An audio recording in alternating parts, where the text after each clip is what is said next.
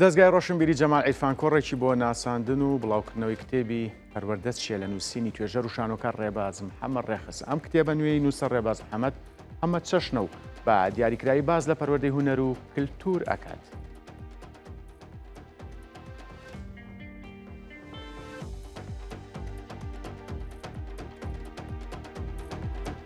ئاڵین پەروەردە چییە؟ زۆربەمان وا تێگەیشتمە بەسمان لە قوتابخانە و خوێندنگەکانە. ئێمە زۆربەی ئەوانی کە هونەرمەند ڕۆشنبیرەوان لە کایە کللتوریەکانە ئیشەکەن ئەگەر لیان پرسی پەروەردە چییە یەکسەر ئیبەنەوە بۆ مەکتەبیان بۆ ئامۆژگاری.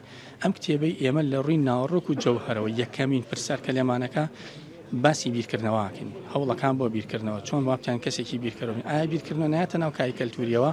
ئایا ئێمە لە بواری مۆسیقا، شانۆ، شێوەکار، ئەمانە شێعر پێویستمان بۆ نییە بزانین بیر بکەینەوە؟ ئایا ڕوئیا ڤیژن چۆن دامەزرێ؟ ئێمە هەمووان دەچینە سەیری نمایشێکی شان و یان سەیری فیلمێکەکەین ئەڵێن ڕوئیاکەی بەدڵ نییە، مەسەڵەن ڕوئیای من ئەمەیە. بێزەحمەت پێم بڵێ ڕوئیا یعنی چی؟ بە ڕستەیە بۆی کەلێکتری تێبگەین بزانم تۆ باسی چیەکەی، یان ئەو بەشانە چین کە ڕوئیا پێکێنن کە باسی کاریگەری کەلتوریەکەین لەناو خوێندنگە و مەکتەبەکانی ئێمەیە. چەندێک ئیش لەسەر ئەوە کراوە پەروەردە وەکو بابەتێکی فکری وەکو بابەتێکی کەلتوری بێتە ژیانمان و تا چەند ئەم هەماهەنگیە لە بینی دەرە و ناوی قوتابخانەکانە هەیە. چەندێک لە مامۆساکان گوێگری مۆسیقان یان چەندێکیان بینەری شێوەکارین، چەندێکیان شانۆوە بینن، چەندێکیان دەتوان سەیری سینەما بکەن.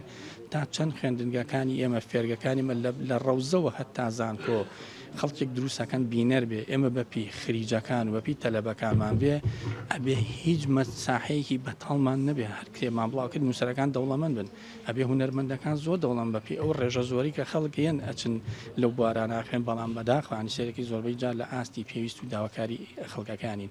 بۆ یە کتێبی پەروەردە چیە؟ کتێبێکە وەڵام دەرەوەی ئەم دۆخی ئێستاە بۆ هونەرمەندان، بۆ نووسەران، بۆ ڕۆشنبیران، بۆ پەروەردەکاران و بۆ دایک و باوکان، بۆ خێزانەکان. بێگومان دەستگای ڕۆشنبیری جەمال عیرفان لە سەرەتا دامەزرانیەوە کە چێ بۆ نزیک 15 ساڵ تاکو ئێستا هەموو کاتە دەرگا ئاواڵە بووە بۆ هەموو کار و چالاکیی ڕۆشنبیری و بواری ناسان و بڵاوکردنەوەی کتێبەکان لەلایەن نووسەر و وەرگێڕە ناوخۆیەکانی کوردستانەوە. ئەمە بەبێ جیاوازی پارچەکانی کوردستانیش بێگومان چۆن هەموو ڕەنگی تیا بووە.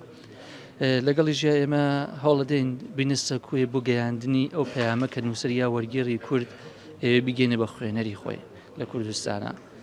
لەو چوارچەوەی جاتوانم بڵم ساڵانە من ڕێژێکی پێوانەی لە چالاکیمانێ لە دەستگاکەمانە کە ساڵی ڕابردوو خۆی لە زیاتر لە 100 چالاکی جۆراوجۆر بینیوەتەوە کە هەموو بوارەکانی زانستی هونەر هەموو بوارەکانی تیا بۆ بگشتی.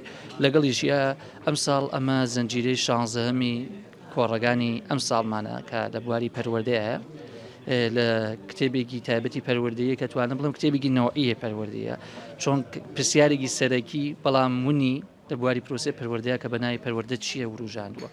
لایەنە مێژووی، لایەنە سیاسیەکان، لایەنە کولتوری و ئابووری و کۆمەڵایەتیەکانی ئەمەی هەڵسەنگان و لەگەڵی ژیا هەندێک ڕێکاری جیاوازی تیا پێڕەوکر و هێندە مێتۆدی تیا پێناسە کردووە کە ئەتوانم بڵم بە کۆمەلگای خۆمانە کە سیستمێکی لاساییکەرەوەی پەروەردە پێڕەوەکەن تاکو ئێستا شتێکی نەوعی و جیاوازە.